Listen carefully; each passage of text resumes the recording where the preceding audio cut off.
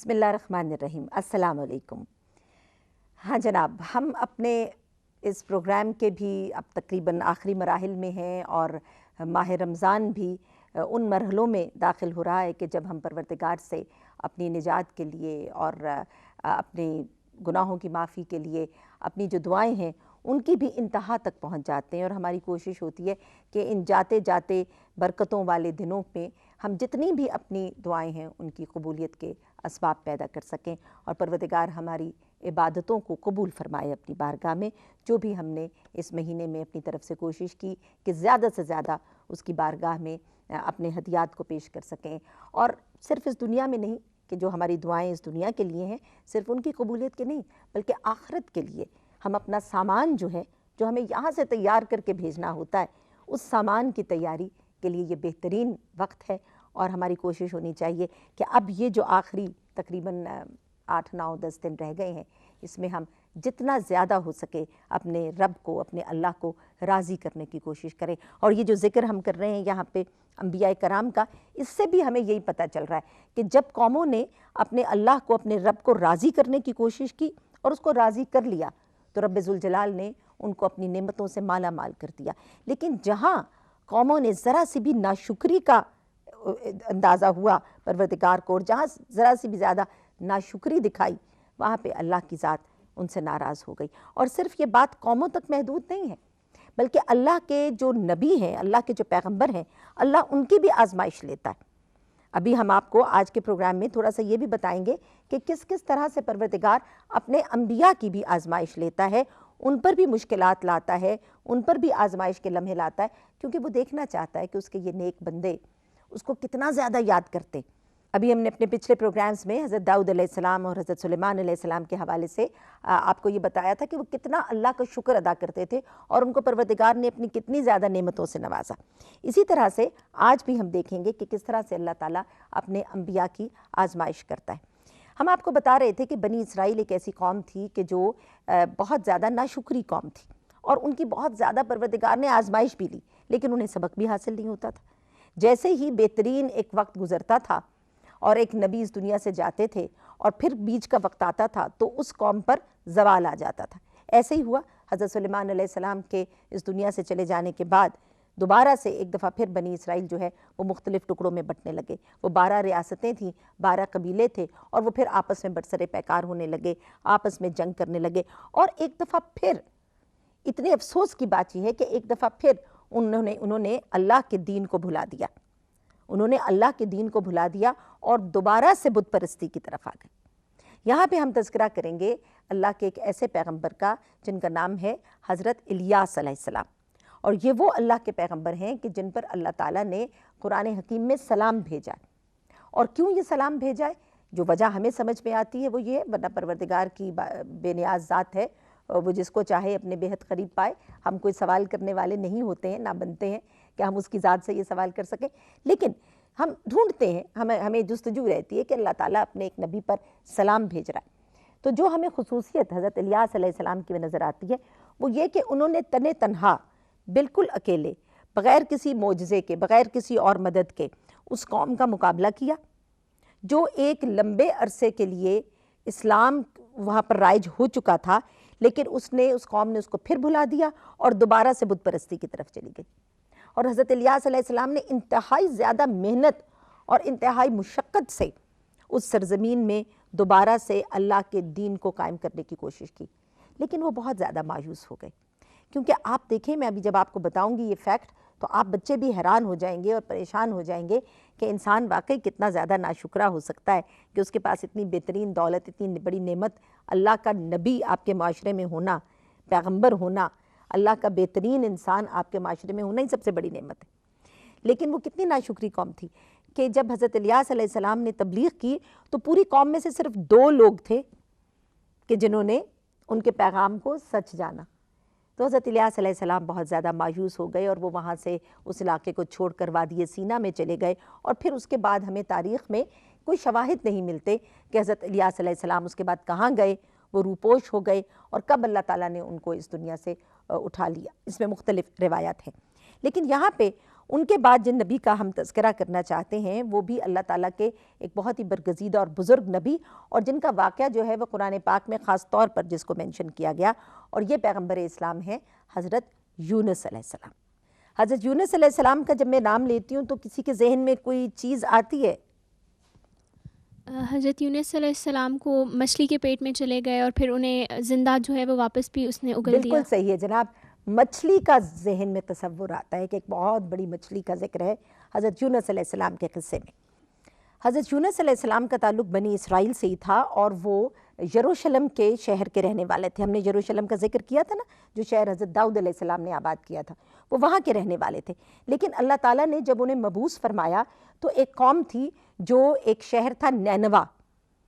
ٹھیک ہے، عراق کے قریب، وہ وہاں پہ ان کو بھیجا گیا، اور وہاں پہ ایک قوم تھی جن کو اشوری قوم بھی کہا جاتا ہے، جن کو انگریزی میں آپ اسیرینز کہتے ہیں، اور ان کا بہت بڑی بعد میں حکومت قائم ہوئی، اور ان کا تذکرہ ہمیں جو ہیومن سویلائزیشن ہے، انسانی جو تہذیبیں ہیں، ان کے ارتقاء میں خاص طور پر اسیرینز کا ذکر ملتا ہے۔ تو یہ وہ لوگ تھے کہ جو اس وقت ایک شہر نینوا تھا وہاں پر آباد تھے۔ تو حضرت یونس علیہ السلام کو وہاں پہ نینوا میں، یہ فرات جو دریا ہے اس کے کنارے یہ شہر آباد ہے،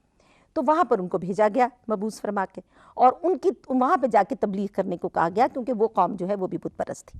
اب حضرت یونس علیہ السلام نے وہاں پہ 20 سال اس قوم میں تبلیغ کی، لیکن ان کے ساتھ بھی وہی ہوا کہ وہ حضرت الیاس علیہ السلام کی طرح وہ بھی بہت مایوس ہو گئے، اور اتنے مایوس ہوئے کہ وہ وہاں سے اپنی قوم سے 20 سال تبلیغ کرنے کے بعد نکل پڑے، اور انہوں نے یہ بھی اللہ تعالیٰ سے کہا کہ پروردگار، میں اب اس قوم سے بیزار ہو گیا ہوں، اور تو ان پر اپنا عذاب نازل کر دے۔ وہ وہاں سے چلے، جب وہ دریا کے کنارے آئے تو وہاں پہ ایک کشتی تھی، سمجھ نہیں آ رہا تھا کیا کریں، انہوں نے سوچا کہ میں اس کشتی میں بیٹھ جاتا ہوں اور جہاں بھی مجھے یہ کشتی لے جائے، بہت غم اور غصے کی حالت میں تھے۔ جب اس کشتی میں بیٹھے تو اس کشتی میں بہت سارے لوگ سوار تھے، یہ بھی بیٹھ گئے۔ ابھی کشتی تھوڑی دور ہی چلی تھی کہ بہت ساری بڑی بڑی لہریں آ گئیں، طغیانی سی آ گئی، تو جو کشتی تھی نا اس میں بہت زیادہ لوگ کیونکہ سوار ہو گئے، اور سمندر کی لہروں میں بھی تھوڑا طوفان سا آنے لگا، تو کشتی جو ہے وہ ڈولنے لگی۔ اب اس کے ڈوب جانے کا خطرہ ہوا۔ لوگوں نے کہا کہ بھئی یا تو اس میں کوئی ایسا شخص سوار ہے جس سے خدا کی ذات ناراض ہو گئی ہے، یا اس میں وزن زیادہ ہو گیا لوگوں کا، اب کسی کو اس میں سے نکلنا پڑے گا۔ اب کون نکلتا؟ کوئی بھی اپنی جان نہیں گنوانا چاہتا تھا، کوئی بھی سمندر میں اس میں دریائے فرات میں غرق نہیں ہونا چاہتا تھا، تو اس لیے انہوں نے قرہ ڈالا۔ قرہ سمجھ رہے ہیں نا کیا ہوا؟ پرچیاں ڈالتے ہیں نا، ہم تو پرچی نکالتے ہیں، جس کے نام کی پرچی نکل گئی جی وہ اب دریا میں چھلانگ لگا دے، اب اس کی قسمت ہے۔ پہلا قرہ ڈالا، حضرت یونس علیہ السلام کا نام نکلا، دوسرا قرہ ڈالا، حضرت یونس علیہ السلام کا نام نکلا، تیسرا قرہ ڈالا، حضرت یونس علیہ السلام کا نام نکلا۔ اب جب 3 دفعہ ایسا ہوا، اور اللہ کے پیغمبر ہیں، وہ کسی کو دکھ نہیں پہنچانا چاہتے، خود ضرور پشیمان ہیں لیکن دوسروں کو دکھ نہیں پہنچانا چاہتے، انہوں نے پہلے ہی والنٹیرلی یہ کہہ دیا تھا کہ میں چھلانگ لگا دیتا ہوں۔ بہرحال جب قرہ اندازی بھی ہو گئی تو حضرت یونس علیہ السلام کو کشتی سے چھلانگ لگانی پڑی۔ جیسے ہی انہوں نے کشتی سے چھلانگ لگائی تو وہاں پہ اللہ کے حکم سے، اب یہ ذہن میں رہے کہ جو اللہ کے پیغمبر ہیں، پروردگار ان کی آزمائش بھی لے رہا ہے لیکن ساتھ ساتھ ان کی حفاظت بھی کر رہا ہے۔ اب وہاں پہ اللہ کے حکم سے ایک بہت بڑی مچھلی تھی، بہت بڑی ویل مچھلی کی طرح، وہ اوپر آئی اور اس نے منہ کھولا اور حضرت یونس علیہ السلام کو ہڑپ کر لیا، لیکن چبایا نہیں، کھایا نہیں، کیونکہ اس کو اللہ کا حکم تھا کہ صرف نگل لینا ہے۔ اس لیے حضرت یونس علیہ السلام جو ہے وہ مچھلی کے پیٹ میں چلے گئے، اور جب وہ اس کے پیٹ میں چلے گئے تو پروردگار نے حکم یہ دیا تھا کہ اس کو جب تک میرا حکم نہ ہو ان کو یہیں پر حفاظت کے ساتھ رکھنا ہے۔ وہاں پہ حضرت یونس علیہ السلام نے مچھلی کے پیٹ میں رہ کر اللہ تعالیٰ سے بہت زیادہ استغفار کی اور بہت زیادہ اپنے لیے دعائیں مانگی۔ ایک جو خاص طور پر ان کی دعا ہے جس کو کہ ہم بھی پڑھتے ہیں جب بھی کسی کو کوئی مسئلہ ہوتا ہے، کوئی پریشانی ہوتی ہے، تو کہا جاتا ہے کہ جی آپ اس دعا کو پڑھیے، جتنی دفعہ بھی پڑھ سکیں آپ پڑھیے، اور اس کو آیت کریمہ بھی کہا جاتا ہے کیونکہ یہ پروردگار کے کریم ہونے کا ثبوت دیتی ہے، ٹھیک ہے نا۔ اور اس کا تذکرہ خاص طور پہ قرآن حکیم میں ہے، آپ بچے بھی یاد رکھیے، بڑی چھوٹی سی آیت ہے، ہو سکتا ہے آپ میں سے کسی کو یاد بھی ہو، اور نہیں ہے تو اس کو یاد کر لیجئے، اور وہ آیت ہے بسم اللہ الرحمن الرحیم، لا الہ الا انت سبحانک انی کنت من الظالمین، اور اس کا ترجمہ اس طرح سے ہے کہ بے شک اللہ ہی ہمارا معبود ہے، ٹھیک ہے، مگر ہم ہیں کہ جو ظالمین سے ہیں، یعنی ہم نے اپنے اوپر ظلم کیا ہے۔ تو حضرت یونس علیہ السلام نے اپنی غلطی کا اعتراف کیا، کیونکہ اب دیکھیے میں آپ کو بتاؤں کہ غلطی اس میں کیا تھی۔ وہ اللہ کے پیغمبر ہیں، ہم تو خود بھی بہت گناہ گار ہیں، لیکن غلطی جو اللہ تعالیٰ کو پسند نہیں آئی، جس کو ہم ترک اولیٰ کہتے ہیں، جس کی انہوں نے معافی مانگی، اور انبیاء نے اپنے بے شمار اگر ان پر آزمائش آتی تھی یا شیطان ان کو بھٹکا دیتا تھا سیدھے راستے تھے، تو انبیاء جو ہیں وہ اپنے اس کام کی معافی اللہ تعالیٰ سے مانگتے تھے۔ اور یہی ہمارے لیے سبق ہے کہ انسان سے غلطی ہوتی ہے، لیکن وہ اپنی غلطی پر ضد میں نہ رہے، نہیں میں ٹھیک ہوں جی، میں نے صحیح کیا تھا، میں تو نہیں، اللہ کے سامنے سر جھکا لے اور کہے کہ لا الہ الا انت سبحانک انی کنت من الظالمین، کہ پروردگار تو ہمارا بہترین معبود ہے، ہم تیری عبادت کرتے ہیں لیکن ہم ظالموں میں سے، یعنی ہم نے خود قصور کیا، غلطی ہماری ہے، تو بہت بہترین ہے، تو کرم کرنے والا ہے۔ کیونکہ حضرت یونس علیہ السلام کو بحیثیت ایک پیغمبر کے اپنی قوم کو تنہا نہیں چھوڑنا چاہیے تھا، یہ اللہ تعالیٰ بتانا چاہتا ہے۔ آپ کو یاد ہے نا کہ حضرت موسیٰ علیہ السلام نے اپنی قوم کو نہیں چھوڑا، آخر وقت تک وہ ان کے ساتھ رہے، اتنی بڑی آزمائش سے قوم گزرتی رہی 40 سال، لیکن حضرت موسیٰ علیہ السلام ان کے ساتھ رہے۔ تو یہاں پہ حضرت یونس علیہ السلام کو پروردگار یہ بتانا چاہتا تھا۔ اس طرح سے وہ اس مچھلی کے پیٹ میں رہے، جب انہوں نے یہ دعا مانگی تو پروردگار نے ان کی اس آزمائش کو ختم کر دیا، اور پھر اس مچھلی نے آ کر ایک بہت صاف ستھری سبزے کی جگہ پر حضرت یونس علیہ السلام کو واپس اگل دیا، اپنے پیٹ سے باہر نکالا۔ لیکن جب وہ باہر نکالا تو بہت کمزور ہو چکے تھے، اتنے دن جب وہ پانی میں رہے، مچھلی کے پیٹ میں رہے، تو ان کی جو کھال تھی وہ بہت کمزور ہو چکی تھی، نہ تو وہ دھوپ کی شدت برداشت کر سکتے تھے اور نہ ہی وہ سردی کو برداشت کر سکتے تھے۔ تو پھر پروردگار نے ایک اور معجزہ یہ عطا فرمایا ان کو کہ ایک پودا وہاں پر اگا جس کے پتوں میں یہ خصوصیت تھی کہ ان پتوں نے حضرت یونس علیہ السلام کو پروٹیکٹ کر لیا، ان کو دھوپ سے بھی بچایا اور ان کو سردی سے بھی بچایا، ان کے جسم میں اور ان کی کھال میں دوبارہ جو طاقت چاہیے تھی وہ اس کے پتوں کی وجہ سے آ گئی، کیونکہ اس نے ان کو ڈھانپ لیا، اور اسی پودے کے جو پتے تھے وہ ان کو کھاتے بھی تھے، جس سے ان کو طاقت ملی، اور پھر وہ دوبارہ سے جب اپنی طاقت میں آ گئے، جب دوبارہ سے ان میں وہ اسٹرینتھ آ گئی تو وہ اپنی قوم کے پاس واپس آئے۔ اور قوم کا اس عرصے میں کیا حال ہوا کہ وہ جو ظالم بادشاہ تھا اور جو برے لوگ تھے ان کو پروردگار نے اپنا سخت عذاب ان پر بھیجا، اتنا سخت عذاب بھیجا کہ وہ لوگ جو ہیں وہ باہر پھر میدانوں میں آ کر اللہ تعالیٰ سے توبہ اور استغفار مانگتے تھے اجتماعی طور پر۔ یعنی اجتماعی طور پر مطلب کیا ہے کہ اکیلے نہیں مانگ رہے تھے، اللہ کے سامنے آ کر گڑ گڑا کر انہوں نے معافیاں مانگی۔ ادھر پروردگار نے حضرت یونس علیہ السلام کی آزمائش ختم کی، ادھر اس قوم کو بھی پروردگار نے معاف کر دیا، اور یہ سب کے سب جو ہے یہ خدا پرست ہو گئے، انہوں نے ایمان قبول کیا۔ اور جب حضرت یونس علیہ السلام وہاں واپس پہنچے تو وہ یہ دیکھ کر حیران ہو گئے کہ وہ قوم جو ہے وہ اللہ کے راستے پر آ چکی تھی اور وہ دین حق کو تسلیم کر چکی تھی، اور انہوں نے حضرت یونس علیہ السلام کا اس طرح سے وہاں پر استقبال کیا، اور اس طرح سے جو وہ ملک نینوا ہے اس میں اللہ کا دین قائم ہوا۔ تو آپ کو پتہ چلا کہ اللہ اپنے انبیاء کی بھی آزمائش لیتا ہے اور ان کو پھر کیسے آزمائش سے نکالتا ہے، مگر یہ سب کچھ ہمارے لیے ایک سبق ہے کہ جب ہم خدا نخواستہ کسی مشکل میں پریشانی میں آ جائے تو ہم کس طرح سے اپنے رب سے اپنے گناہوں کی معافی مانگیں، کس طرح سے ہم اس سے التجا کریں، کس طرح سے ہم اس سے درخواست کریں، اور کن الفاظ میں ہم اللہ کی ذات کو پکاریں۔ ہمیں تو نہیں آتا نا، ہم تو جاہل ہیں، ہمیں تو نہیں پتہ اللہ میاں کو کیسے بلانا ہے جس سے وہ راضی ہو جائے۔ تو یہ کہانیاں اور قصے اور قرآن حکیم ہمیں یہ بتاتا ہے کہ ہم اپنے رب کو کیسے پکاریں، کیسے بلائیں کہ وہ ہم سے راضی ہو جائے۔ کیسی لگی کہانی؟ مزے کی لگی؟ اچھی لگی؟ اچھا اب کویسچن بتائیے، کسی کے پاس کوئی ہے؟ ہاں جی بیٹا، کیا کویسچن ہے آپ کا؟ حضرت یونس علیہ السلام کتنا عرصہ مچھلی کے پیٹ میں رہے؟ حضرت یونس علیہ السلام بیٹا جو ہمیں روایات سے پتہ چلتا ہے تقریباً 40 دن تک مچھلی کے پیٹ میں رہے۔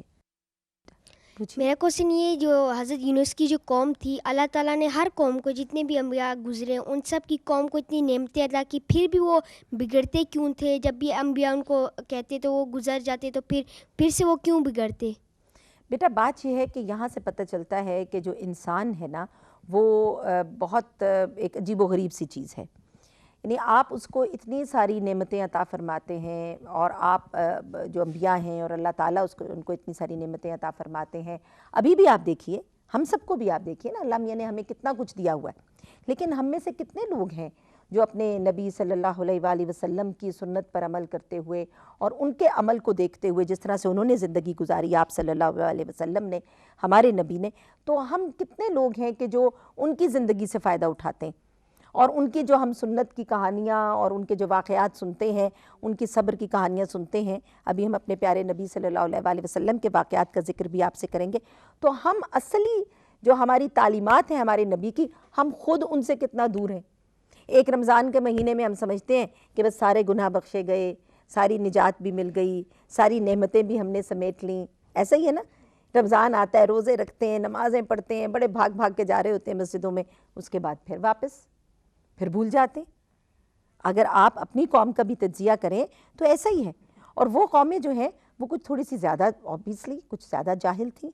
ان میں ابھی ہم اللہ کا شکر ہے کہ نیک بندے موجود ہیں، نیک لوگ موجود ہیں جو سرمنز دیتے ہیں، جو واعظ دیتے ہیں، جو ہمیں نیکی کی طرف بلاتے رہتے ہیں۔ اس سے ہمارا فائدہ یہ ہوتا ہے کہ ہمیں یاد آتی رہتی ہے، ہمیں یاد کروایا جاتا ہے بار بار۔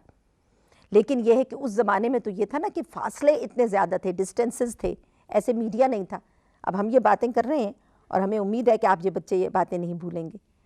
ایسا ہی ہے نا۔ لیکن پہلے تو یہ سلسلے نہیں تھے، اس لیے بار بار نبی بھیجنے کی پروردگار کو ضرورت پیش آتی تھی، اور خاص طور پر اسی قوم میں بھیجا، اسی قوم میں اتنے سارے انبیاء مبعوث فرمائے جو قوم سب سے زیادہ بگڑی ہوئی تھی۔ بنی اسرائیل اپنے تمام انبیاء کو اتنا تنگ کرتی تھی اور وہ بار بار گمراہ ہو جاتی تھی، پھر بھی اللہ تعالیٰ انہیں معاف کیوں کر دیتے تھے؟ یہی تو پروردگار کی شان کریمی ہے جس کا مظاہرہ وہ کر رہا تھا۔ وہ انسانوں کو یہی بتا رہا ہے پروردگار، اور قرآن حکیم میں بار بار اپنے محبوب ہمارے پیارے نبی حضرت محمد مصطفیٰ صلی اللہ علیہ وآلہ وسلم سے مخاطب ہو کے اللہ تعالیٰ یہ کہتا ہے کہ پھر ہم نے ان کو یہ نعمتیں دی، پھر ہم نے ان کو یہ عذاب دیا، پھر ہم نے ان کو معاف کر دیا۔ بارہا ہر تقریباً آیت کے بعد پروردگار یہ بات کہتا ہے، اس لیے کہتا ہے کہ وہ یہ بتانا چاہتا ہے کہ دیکھو تم میرے رستے پر چلو، لیکن اگر تم نہیں چلو گے تو اور مجھ سے معافی مانگو گے تو میں غفور الرحیم ہوں، میں معاف کرنے والا ہوں۔ لیکن اگر تم پھر بھول جاؤ گے، اب آزمائش ہے نا انسانوں کی، یہ وہ انسانوں کو آزما رہا ہے کہ ہم ان کو نعمتیں بھی دیتے ہیں اور یہ پھر بھٹک جاتے ہیں۔ تو یہی تو انسان کی اصل میں آزمائش ہے، اس لیے تو ہم یہ کہتے ہیں کہ اس دنیا کو اپنا گھر مت سمجھ لو، یہ دنیا تو ایک رہگزر ہے، یہ آپ کے لیے ایک آزمائش ہے۔ جتنا عرصہ آپ دنیا میں رہتے ہیں پروردگار آپ کو آزما رہا ہے، اور آزما رہا ہے، اور شیطان آپ کے ساتھ لگا ہوا ہے، ابلیس جو ہے وہ مستقل آپ کے ساتھ لگا ہوا ہے اور آپ کو غلط راستے پہ انڈیکیٹ کر رہا ہے، نہیں لیفٹ نہیں جاؤ، ادھر چلے جاؤ، رائٹ نہیں جانا، لیفٹ چلے جاؤ، سیدھے ہاتھ نہیں مڑو، الٹے ہاتھ مڑ جاؤ۔ ابلیس جو ہے نا اس چوک میں کھڑا ہوا ہے یہ بتانے کے لیے ہر ایک کو کہ سیدھے ہاتھ نہیں جانا، الٹے ہاتھ مڑ جاؤ۔ اب جو اللہ کے نیک بندے ہیں وہ تو پہچان جاتے ہیں، جن میں ایمان، اس لیے ایمان کا ہونا بڑا ضروری ہے، اپنے اندر اپنے دل میں ایمان کا ہونا بہت ضروری ہے۔ اگر ایمان ہوگا شیطان کبھی نہیں بھٹکائے گا، وہ کبھی کامیاب ہو ہی نہیں سکتا۔ جی بیٹا آپ سوال کیجئے۔ بنی اسرائیل میں اتنے زیادہ انبیاء آئے اور انہوں نے ان پہ اتنے زیادہ احسانات کیے، پھر بھی وہ انہیں بھول جاتے تھے۔ ہاں بیٹا ابھی میں نے اس سوال کا جواب دیا ہے، میرا خیال ہے کہ وہ ان کو اسی لیے بھول جاتے تھے کہ وہ اس قوم کو اللہ کے دین پر یقین نہیں ہوتا تھا، اور وہ خاص طور پر جو دوسری بستیوں میں آگے پیچھے بت پرستی اتنی زیادہ تھی، بت پرستی کا جو مذہب تھا اور جو تہذیب تھی وہ اتنی زیادہ تھی کہ وہ ان سے مروب ہو جاتے تھے۔ اسی لیے تو حضرت سلیمان علیہ السلام نے اور حضرت داؤد علیہ السلام نے اپنی سلطنت جو ہے اس کو دور دور تک پھیلایا تاکہ زیادہ سے زیادہ ملکوں پر وہ قبضہ کر سکیں اور دین اسلام کی وہاں پر تبلیغ کر سکیں۔ ہاں جی بیٹا آپ کا کویسچن۔ حضرت یونس کی کشتی سے چھلانگ لگانے کے بعد وہ کشتی ڈوب گئی تھی یا نہیں؟ ہاں بیٹا وہ کشتی جو ہے وہ ڈوبی نہیں تھی، وہ کشتی جو ہے تیرتی رہی تھی، کیونکہ مقصد اس کشتی کو ڈبانا نہیں تھا، اللہ تعالیٰ کی مصلحت تھی اس سارے واقعے میں، تو اس کو یہ نہیں مقصد تھا کہ وہ کشتی ڈوب جائے، وہ اس کشتی کو تو پار لگانا تھا کہ ان دوسرے بیچارے لوگوں کا تو کوئی قصور نہیں تھا، لیکن جو آزمائش تھی وہ حضرت یونس علیہ السلام کی تھی۔ ہاں جی بیٹا آپ کا کویسچن ہے۔ حضرت یونس علیہ السلام مچھلی کے پیٹ میں سے کیسے نکلے؟ حضرت یونس علیہ السلام مچھلی کے پیٹ میں سے خود نہیں نکلے، خود تو وہ نکل ہی نہیں سکتے تھے، جب اللہ کی مرضی ہوئی اور اللہ کا حکم ہوا تو مچھلی نے خود ان کو لا کے کنارے پہ پھینک دیا، اپنا منہ کھولا، جیسے اس نے اندر رکھا تھا ویسے ہی اس نے باہر پھینک دیا، کیونکہ مچھلی جو ہے وہ اس وقت اپنی مرضی سے کام نہیں کر رہی تھی۔ جو بات سمجھنے کی ہے وہ یہ ہے کہ مچھلی اس وقت اللہ کے حکم کے تابع تھی اور اللہ کے حکم کے مطابق چل رہی تھی۔ حضرت یونس علیہ السلام نے کتنا عرصہ دین اسلام کا پیغام عام کیا؟ بیٹے دین اسلام کا جو پیغام ہے وہ حضرت یونس علیہ السلام نے جو پہلا حصہ تھا اس میں تقریباً 20 سال، 20 سال تک انہوں نے تبلیغ کی، جس کے بعد وہ مایوس ہو گئی، اور اس کے بعد وہ جیسے میں نے آپ کو بتایا کہ 40 دن تک وہ رہے مچھلی کے پیٹ میں. پھر وہ واپس آئے جب اپنی قوم کے اندر، تو وہ قوم جو ہے وہ دین حق پر واپس آ چکی تھی اور اللہ کے دین کو تسلیم کر چکی تھی، اور پھر وہ کچھ عرصہ وہاں پر زندہ رہے اور اس کے بعد وہ فوت ہو گئے.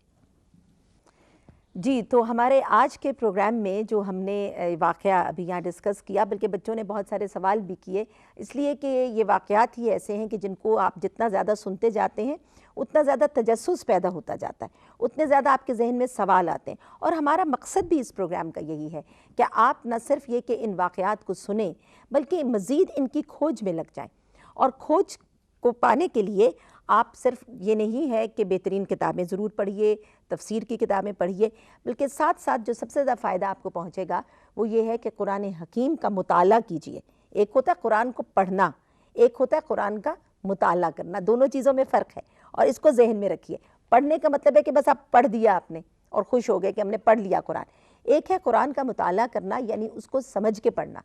ترجمے کے ساتھ پڑھنا، تفسیر کے ساتھ پڑھنا، ہر معنی پر، ہر واقعے پر غور کرنا. یہ ایک بذات خود بھی ایک بہت بڑی عبادت ہے، اور پروردگار کی ذات اس عبادت سے، اس عمل سے آپ کے بہت زیادہ خوش ہوتی ہے. اس لیے جب آپ ان واقعات کو سن رہے ہیں اور جو آپ کے ذہنوں میں سوال ابھر رہے ہیں، تو ان سوالوں کے جواب آپ خود بھی جا کر ڈھونڈیے. آپ بچے بھی، اور جو بچے ہمارا پروگرام دیکھتے ہیں ان سے بھی میں یہی کہوں گی کہ ان سوالوں کے جواب ڈھونڈیے. اب تو کتابیں بھی ہیں، قرآن حکیم کی تفاسیر بھی ہیں، اور یہ سارا اثاثہ آپ کو انٹرنیٹ پر بھی ملتا ہے. کمپیوٹر پہ آپ اتنا ساری گیمز بھی کھیلتے ہیں اور اتنی ساری تماشے جو ہیں وہ دیکھتے رہتے ہیں. تو بہت اچھا ہو کہ آپ ان چیزوں کے لیے، معلومات کی کھوج لگانے کے لیے بھی انٹرنیٹ کی جو بہت بڑی ایک آپ کو سہولت حاصل ہے اس کو استعمال کیجئے، اور اپنے سوالوں کے جواب اس پر بھی ڈھونڈیے. ہم انشاءاللہ تعالیٰ کل آپ سے ایک دفعہ پھر ملیں گے، اور